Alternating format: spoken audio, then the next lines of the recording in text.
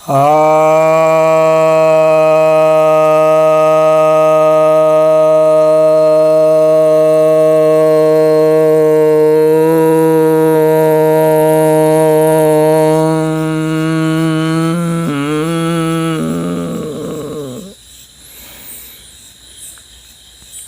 भक्तजनों को सप्रेम नमन।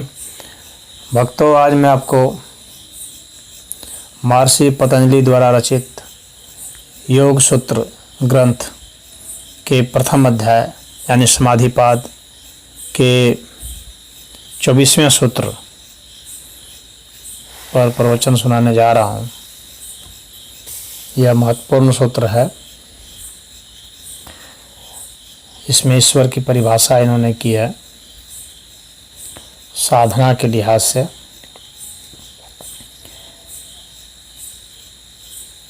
यह सूत्र कहता है, क्लेश कर्म विपाक आशय परामृष्टः पुरुष विशेष ईश्वरः।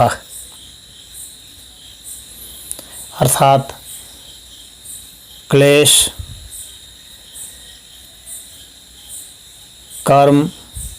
कर्मों के फल और वासनाओं से असंबद्ध अन्य पुरुष अर्थात जो विधेय हैं या प्रकृति लय हैं या कैवल्य को प्राप्त हैं, अन्य पुरुषों से विशेष चेतन ईश्वर है। तो क्लेश तो जो दुख हैं वे क्लेश कहलाते हैं। जैसे अविद्या है, अस्मिता है, राग द्वेष अभिनिवेश, इस 5 प्रकार के जो ये क्लेश बतलाए हैं। और जो कर्म है, इन क्लेशों से युक्त धर्म अधर्म शुभ अशुभ और इनसे मिश्रित जो हैं ये सब कर्म हैं। और ये कर्म और ये क्लेश से मिश्रित ये जब परिपक्व हो जाते हैं तो विपाक कहलाते हैं। तो यहाँ जो विपाक है वो इस विषय में है। और ये जो विपाक हैं तो अभी इसमें यहाँ जो आशय की बात है, तो हम लोग के चित्त में जो वासनाएं हैं वे पड़ी हुई रहती हैं, सोती हुई रहती हैं, अभी कर्म के रूप में प्रकट नहीं हुई होती हैं, तो वे आशय कहलाती हैं।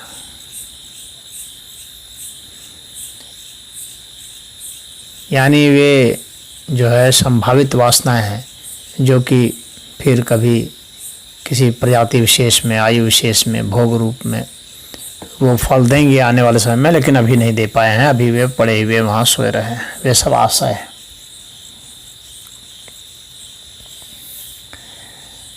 और क्लेश कर्म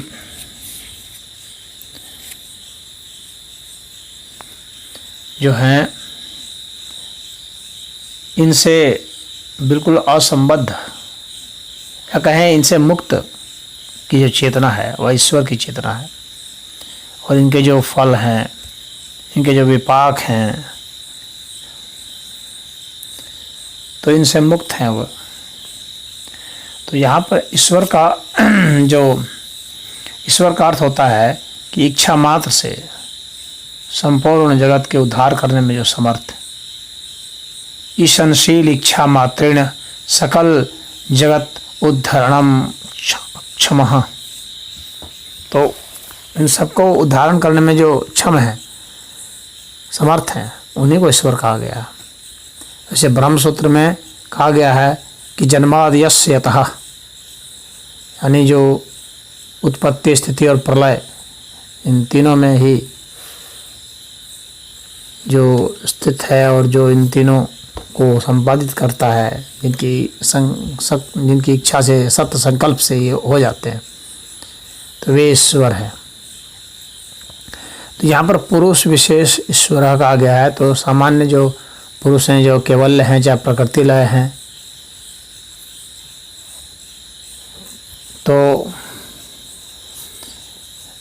चाहे विधेय हैं, तो इन सब के जो चित्त हैं तो इनका भी चित्त मुक्त है, लेकिन ये अमुक्त से मुक्त हुए, यानी बंधन से साधना करके मुक्त हुए। परंतु ईश्वर तो सदैव मुक्त है, सदा मुक्त है। तो ये उनमें ईश्वर में विशेषता है कि वे सदा मुक्त हैं।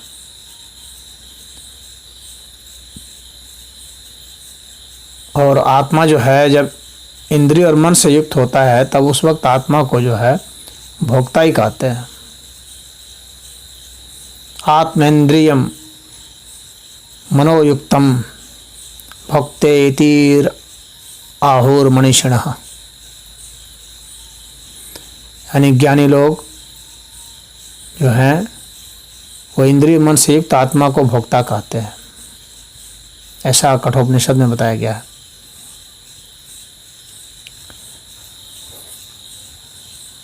परंतु जब वो शुद्ध रूप से आत्मा को जो है वो भोक्ता नहीं कहा जाता है, वो अभोक्ता ही है। तो ईश्वर भी उसी तरह से अभोक्ता है, परंतु अभोक्ता होते हुए भी भोक्ता होते हैं ईश्वर। यानी वह जो है उपाधि के अर्थ में जो है भोक्ता है। तो औपाधिक भोक्ता है वे। कोई ऐसा वह नहीं माना जाएगा तत्व जो कि ईश्वर ना हो, परंतु फिर भी शुद्ध रूप से हम जो ईश्वर कहेंगे, ये सब प्रकृति वगैरह जो हैं ये भी ईश्वर ही हैं, परंतु शुद्ध ईश्वर के रूप में कहेंगे। जो सत्व चित्त होता है वह ईश्वर जो है इनसे संबद्ध होते हुए भी असंबद्ध है, यह उसकी विशेषता है। बाकी तो संबद्ध होते हैं, जो प्रकृति लय हैं या विदेह हैं या कैवल्य को प्राप्त मुक्त चित्त है, वे संबद्ध होते हैं। परंतु ये जो है ईश्वर जो हैं संबद्ध होते हुए भी असंबद्ध हैं सभी से, और सबको समाहित किए हुए होते हुए भी इन सबसे मुक्त हैं। तो ईश्वर का जो चित्त है, ईश्वर को विचिदानंद कहा गया है, तो वहाँ पर चित्त जो है वो सत्व स्वरूप है। तो इसका अर्थ यह नहीं है कि रज और तम जो है वो उसके परिधि से परे से बाहर है। उनसे असंबद्ध होते हुए भी रज और तम में तो वे हैं ही, लेकिन शुद्ध रूप से उनको सत्वचित्त ही माना जाता है, जिसकी प्रेरणा से ही वे सारे कार्य को करते हैं, सबको निपटाते हैं, सभी कर्मों को प्रेरित करते हैं। और जो है ज्ञान स्वरूप भी इसी से वे कहे जाते हैं। ईश्वर को ज्ञान स्वरूप भी कहा जाता है, तो वेद स्वरूप कहा जाता है। और वह जो वेद का जो वाचन करते हैं तो उससे उसमें कोई दोष नहीं आता है। यदि कोई यह सोचे कि नहीं वो तो दोष आ गया, परिणाम उसमें आ गया, तो परिणाम नहीं आता है। सत्वचित्त होने की वजह से उसमें ऐसा परिणाम नहीं आता है, क्योंकि ये अनादि और अनंत है। तो अनादि और अनंत होने की वजह से ही उसमें कोई दोष नहीं आ पाता है। तो उद्धार की इच्छा है ईश्वर में, ईश्वर का चित्त जो है वो ग्रहण करता है।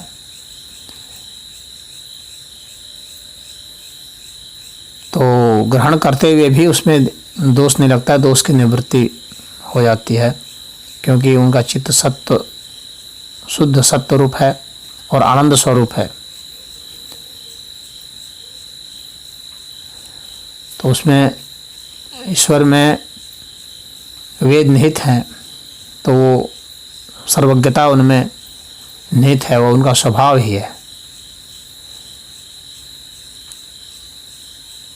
अब चूँकि ये जो सामान्य पदार्थ हैं ये अपने से क्रिया प्रक्रिया नहीं कर सकते हैं। यदि कोई यह कहे कि भाई ईश्वर को मानने की क्या आवश्यकता है, बिना ईश्वर को माने हुए भी तो क्या ये जो यहाँ घटनाएं घटित हो रही हैं उसको प्रकृति की घटनाएं क्यों नहीं माना जाए। तो प्रकृति की घटना इसलिए नहीं माना जाता है कि प्रकृति जो है वो वहीं तक है जहाँ तक विभाजन और संयोजन है, परंतु इनके विभाजन और संयोजन को आखिर कौन संपादित करता है, इस विषय पर हमें सोचना होगा। किनके प्रभाव से ये विभाजित होते हैं, संयोजित होते हैं, क्रिया प्रक्रिया करते हैं। अपने आप करने का तो कोई मतलब नहीं होता है, क्योंकि स्वयं विभाजित होने वाला विभाजित होने की घटना को कैसे अंजाम दे सकता है। तो अविभाज्य तत्व ही इसको अंजाम दे सकता है, और वह अविभाज्य तत्व जो है वह ईश्वर है। इसी से ईश्वर की सत्ता सिद्ध होती है। वहाँ पर हम जो भी चीज़ देखते हैं कि क्रिया करते हुए, चाहे हम प्रकाश को देखते हैं या विद्युत को देखते हैं या ध्वनि को देखते हैं, तो कोई भी हम ऊर्जा को देखते हैं या ऊष्मा को देखते हैं, ये सभी ऊर्जाओं के पीछे जो सत्ता है जो इनको प्रेरित करती है, तो वह सत्ता जो है वो अविभाज्य तत्व है, और वो ईश्वर का वो जो इस ऊर्जा का आदि स्रोत है, और वह ईश्वर है। इसलिए ईश्वर के स्वरूप को मानने की आवश्यकता पड़ती है। श्वेताश्वतर उपनिषद में कहा गया है, मायाम तु प्रकृतिम विद्याथ मायनम तु महेश्वरम, यानी यह जो माया है, संसार है, यह तो इसको ये प्रकृति इसको जानो, और इसका जो स्वामी है उसको तुम महेश्वर जानो, परमेश्वर जानो, परम ईश्वर जानो। तो ईश्वर जो है वो क्लेश कर्म आदि से सदा रहित है, वो सदा मुक्त है, नित्य है, निरतिशय है, अनादि है, अनंत है, सर्वज्ञ है। ऐसे पुरुष विशेष होने की वजह से ही ईश्वर कहा गया। तो यहाँ जो विशेष शब्द का प्रयोग है तो वो इसी अर्थ में है।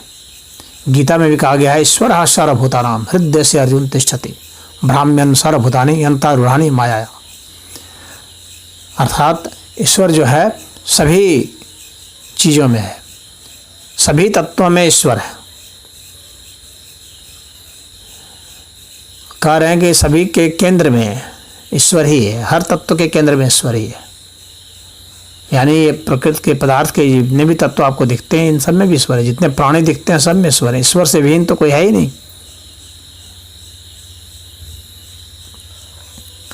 और फिर कहते हैं ब्राह्मण सर्वभूतानि यंत्रारूढ़ानि माया।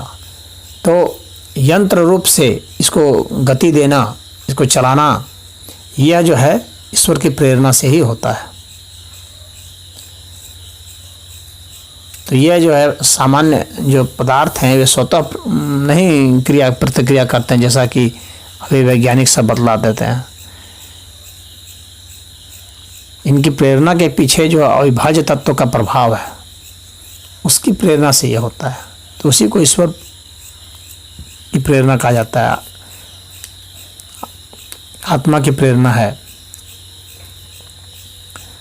तो अब यहाँ पर यह है कि ईश्वर जो है विलक्षण है उन मुक्त पुरुषों से जो कि क्लेश युक्त होकर के साधन के द्वारा अनुष्ठान से मुक्त हुए। ईश्वर तो सारा सभी काल में मुक्त है, बल्कि ईश्वर तो काल से भी मुक्त है।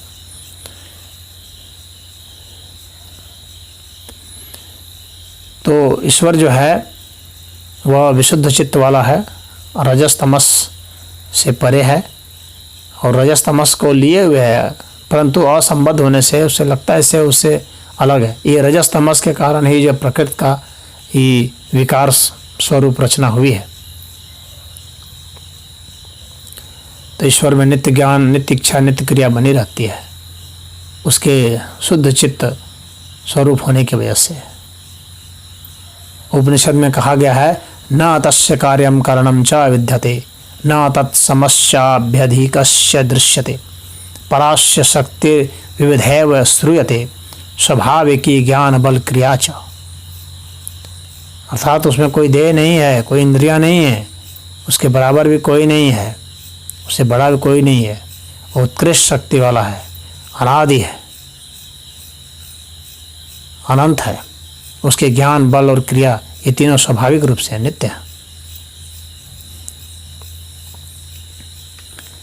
उसका कभी लोप नहीं होता है, उसकी क्रिया का लोप नहीं होता है, उसके बल का लोप नहीं होता है, सदैव विद्यमान ही रहता है हर स्थिति में। यही यहाँ पर ईश्वर की, यहाँ पुरुष से विशेष ईश्वर की जो बात है वो उसका अर्थ यहाँ पर